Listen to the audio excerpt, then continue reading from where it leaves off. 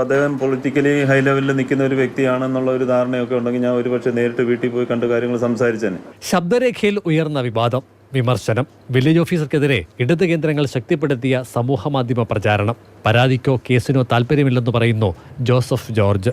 അതുകൊണ്ട് ദയവ് ചെയ്ത് എൻ്റെ സുഹൃത്തുക്കൾ അതിൽ നിന്ന് പിന്മാറണം എന്നൊരു അപേക്ഷയാണുള്ളത്. അല്ലാതെ മറ്റു തലത്തിലേക്കൊന്നും ഇതിനെ കൊണ്ട് എത്തിക്കാനിടയാക്കരുതെന്നൊരു അപേക്ഷ മാത്രമേ ഉള്ളൂ. ശബ്ദരേഖ വിവാദമായതോടെ ഭീഷണിയുണ്ട്.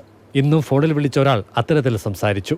ജീവിതത്തിന് ഭീഷണിയുണ്ട് എനിക്ക്. കാര്യം ഒരു പൊളിറ്റിക്കൽ നേതാവിൻ്റെ പേര് പറഞ്ഞിട്ട് ഞങ്ങളിവിടെ പുറത്ത് ഓട്ടോയിൽ ഞങ്ങൾ വെയിറ്റ് ചെയ്യുന്നുണ്ട്, ഞങ്ങൾ ഗുണ്ടകളാണ് എന്ന് പറഞ്ഞിട്ട് ഒരു 15 മിനിറ്റ് മുമ്പ് ഒരു കോൾ എനിക്ക് വന്നു.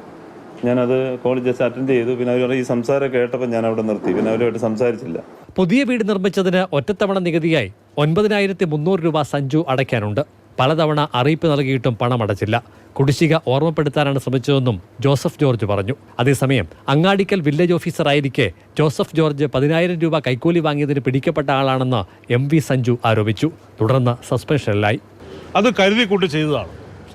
ഒരാളെ കുടിശ്ശിക നൽകുന്നതുമായി ബന്ധപ്പെട്ട കാര്യത്തിൽ ഫോൺ ചെയ്യുമ്പോൾ റെക്കോർഡിങ്ങിന് വേണ്ടി തയ്യാറാക്കിക്കൊണ്ട് ബോധപൂർവമായി ഞാൻ രാഷ്ട്രീയ പാർട്ടിയുടെ പ്രവർത്തകനാണെന്ന് അറിഞ്ഞുകൊണ്ട് തന്നെ പ്രകോപനം സൃഷ്ടിച്ചുകൊണ്ട് വാർത്ത കൊടുത്തുകൊണ്ട് നമ്മളെ മോശക്കാരാക്കാൻ വേണ്ടി അദ്ദേഹം ബോധപൂർവ്വം നടത്തിയ പരിശ്രമമാണ്.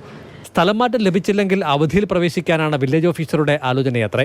വകുപ്പ് തല അന്വേഷണത്തിന്റെ ഭാഗമായി തഹസീൽദാർ വില്ലേജ് ഓഫീസറുടെ മൊഴി രേഖപ്പെടുത്തി. അതേസമയം വില്ലേജ് ഓഫീസർക്കെതിരെ മുൻപുണ്ടായ അച്ചടക്ക നടപടി സൂചിപ്പിച്ച് CPM പ്രവർത്തകർ ഫേസ്ബുക്കിൽ പ്രചാരണം ശക്തിപ്പെടുത്തിയിട്ടുണ്ട്. മാതൃഭൂമി ന്യൂസ്, പത്തനംതിട്ട.